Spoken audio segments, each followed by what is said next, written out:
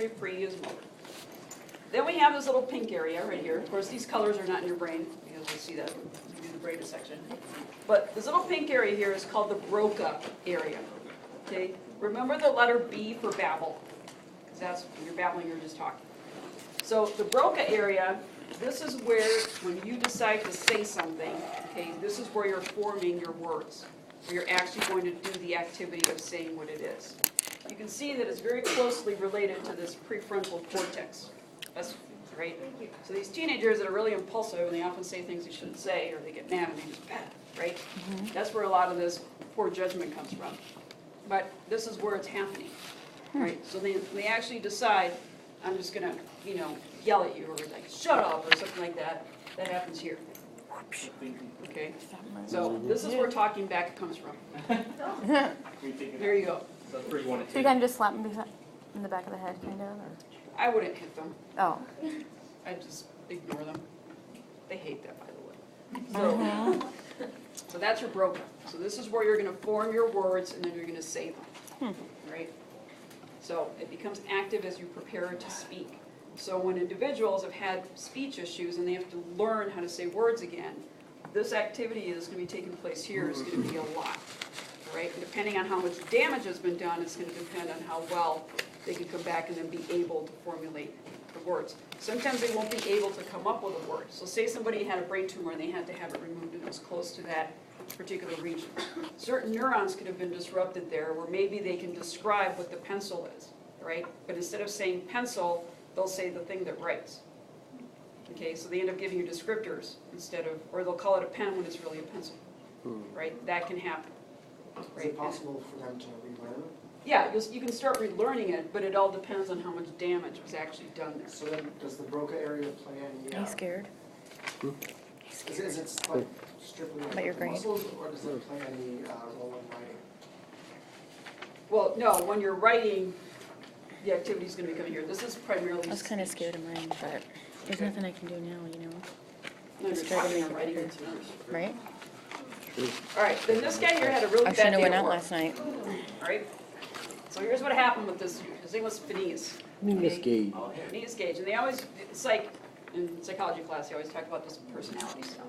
So right here, you can tell that that is where your zygomatic bone is, and he was at work and building on the railroad, and he had this railroad spike go through his infraorbital margin here, and then pass right through his frontal lobe, which is right there.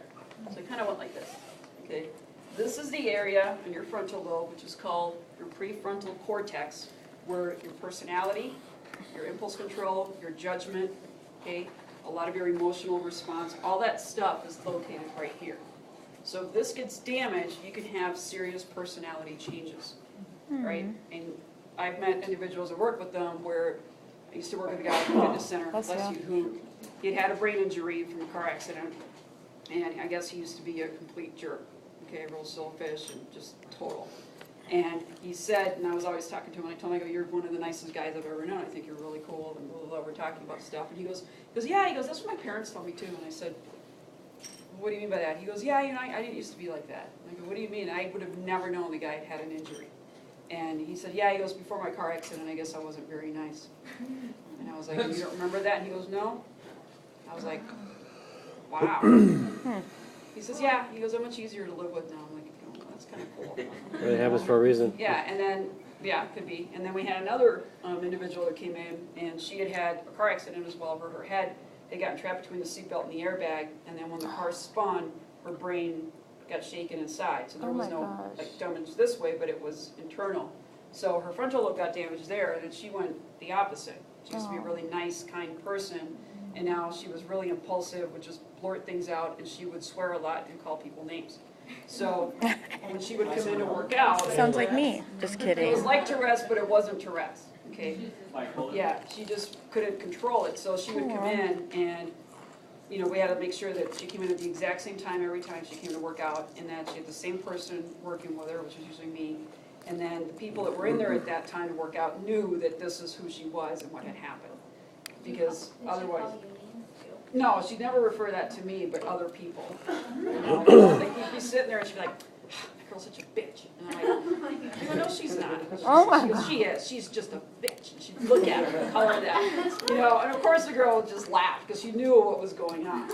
But that was one of the things that happened to her is that, you know, her behavior changed dramatically. So, Are yeah. there disorders where the prefrontal cortex never fully develops?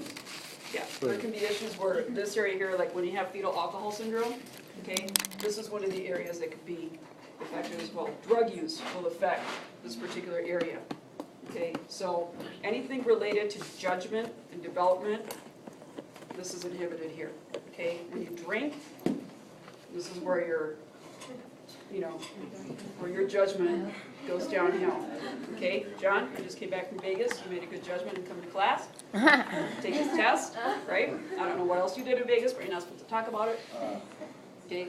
Then in terms of like your perception, your sensory perception, all that stuff gets affected here, and then of course your motor control gets affected there. So basically, alcohol just kind of puts a big cloud in your brain and or any other kind of drugs like that. But this area here, if these kids, like teenagers, they like to use drugs and stuff, this is going to be an area that can be permanently damaged, all right, from doing those types of things very early on. Is that like So- bath salts kind of thing? Or? Yeah, bath salts, the huffing, the whatever they're into this week, right? I just turned on the news and I learned about new ones. What Not is that So- it bath was one for a salt? while, but Is it like Epsom salt? Yeah, What people are they using? snorting that stuff. Epsom salt. It's like, and then they turn to zombies in people's faces. It's ridiculous. it's kind of like crystal meth. Yeah. Similar. There's substances in it that are stimulants that then cause drastic changes in behavior. Because And Epsom salt is the Yeah. magnesium sulfate. It's not just. I don't know what else is in there, but they've discovered that this stuff can help you, That's why it's alter. so expensive now. I'm like, I I don't just want know. to take a bath. I don't know, you're probably gonna have to get it from the pharmacist from now on. Yeah. But anyway, you guys, so this is where your judgment comes from. Okay, so as I'm going through these, the main things I'm gonna want you guys to know is what's the area called, and then what does it do? Right, so big important part for judgment is right there, right? And you'll see how much that prefrontal cortex is also tied to the region of your brain called the limbic system that has everything to do with your emotional control. Then your occipital lobe, okay, kind of overlaps, some pieces of the occipital overlap into the temporal. This is where you see with the eyes in the back of the head. Okay, so those are your parents, you do have eyes in the back of your head, right? This is your primary visual cortex. So when you're seeing, your eyes are over here, they have a signal come in, and actually decussates, it crosses over in a little bridge called the optic chiasm. It's right behind where the, actually, little superior behind the sphenoid. And it comes in and it synapses in the thalamus, and then it goes to the back of the head here. So that's where you see, okay, so when you see something, it's right there. How you make sense out of it, that's in this green zone here. So that is all based on your life experience and what you understand to be what it is. So this is where, you know, when I think about eyewitnesses, they all saw the same thing, but they all interpreted it differently. So that's where all that stuff is coming through here. So that's your visual association cortex. So that's your occipital lobe. So your occipital lobe is for seeing. That's why it's not good to get hit in the back of the head. So you can't go blind from that. You can't. You damage enough neurons. Then your temporal lobe, that's right here. Okay, your temporal lobe, that is where you have what's called the primary auditory cortex. That's here, and then you're also going to have the auditory association area. So you can see that your ear is also located in this particular region, right? So very proximally located there. So what you hear and how you make sense out of it, that's right there.